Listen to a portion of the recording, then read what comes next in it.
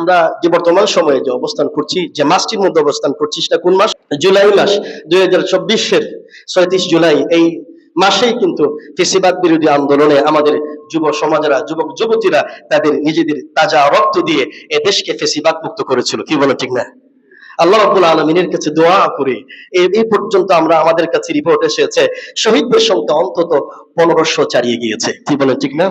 আহতদের সংখ্যা অন্তত 14,000 ছাড়িয়ে গিয়েছে। যারা পঙ্গু হয়েছে, যারা চোখ হারিয়েছে, যারা হাত হারিয়েছে, যারা পা হারিয়েছে, যারা মাথা বিনষ্ট করেছে, অনেক কিছু জীবন দিয়ে আমাদের এই দেশকে ফেসিবাদ মুক্ত করেছে, স্বৈরাচার মুক্ত করেছে। আপনারা আবু সাইদের কথা কি বলে গিয়েছেন? কি বলেন আপনারা? যে আবু সাইদ 16 জুলাই পুলিশের গুলিতে তিনি মৃত্যুবরণ করেছিলেন। আপনারা কি মীর মাহফুজুর রহমান মুগ্ধের কথা বলে গিয়েছেন? যে মীর মাহফুজুর রহমান আন্দোলনকারীদের মধ্যে তিনি পানি এবং বিস্কুট বিতরণ করতেন, এবং পানি এবং বিস্কুট বিতরণ করতে গিয়ে তিনি পুলিশের গুলিতে মারা গিয়েছিলেন। কি বলো, ঠিক না?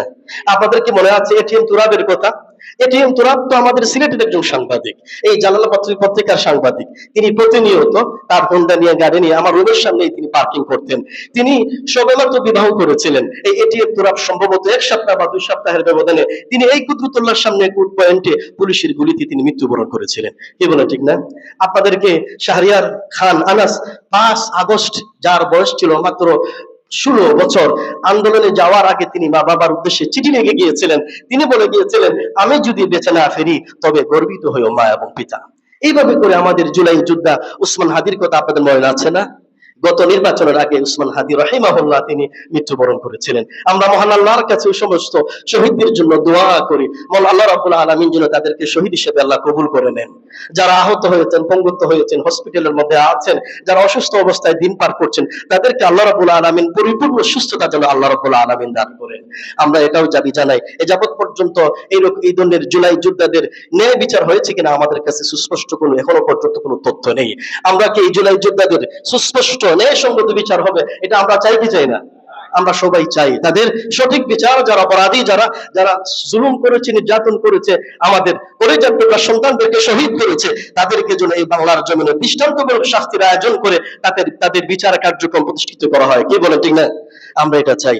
আমার সম্মানিত ভাইয়েরা, এই জুলাই আন্দোলন আমাদের অনেক শিক্ষা দিয়েছে। 1 নম্বর শিক্ষাটা হলো, সমস্ত ক্ষমতার মালিক কে? আল্লাহ। এই জন্য যারা ক্ষমতা পেয়েছে তারা যেন ক্ষমতার মোহে পাগল হারা হয়ে তারা যেন আত্মহারা না হয়ে যায়।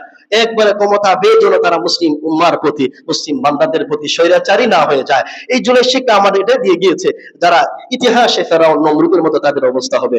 এই জন্য আমরা যারা ক্ষমতা পেয়েছি, আমরা যারা প্রশাসনে আছি, আমরা যেন আল্লাহর বান্দাদের সাথে সৎ ব্যবহার করি, উত্তম ব্যবহার করি। আমরা যেন জালিম না হই, আমরা যেন স্বৈরাচার না হই। আর যদি জালিম হই, স্বৈরাচার হই, 2024 সালে যেভাবে স্বৈরাচারকে, জুলুমকে, জালিমকে যেভাবে আল্লাহ রাব্বুল আলামিন বিদায় করে দিয়েছিলেন, সে আল্লাহ এখনো আছেন কিনা? নাই, আছে। এই জন্য এটা থেকে আমাদের শিক্ষা নিতে হবে, জুলাই থেকে আমাদের শিক্ষা নিতে হবে। আমরা যেন সমাজের মধ্যে আমরা ন্যায় ইনসাফ প্রতিষ্ঠিত করতে পারি, বৈষম্য যে তৈরি হয় এরকম যেন কোনো আচরণ না করি। পারবো তো ইনশাআল্লাহ? এই জন্য যারা দেশ পরিচালনা করছেন, যারা প্রশাসনে আছেন, তারা মহান আল্লাহ রাব্বুল আলামিনকে ভয় করে যেন তারা এই দেশ, এই সমাজটাকে পরিচালনা করেন, যাতে কোনো ধরনের বৈষম্য তৈরি হয় এরকম কোনো যেন কিছু তারা যেন না করেন।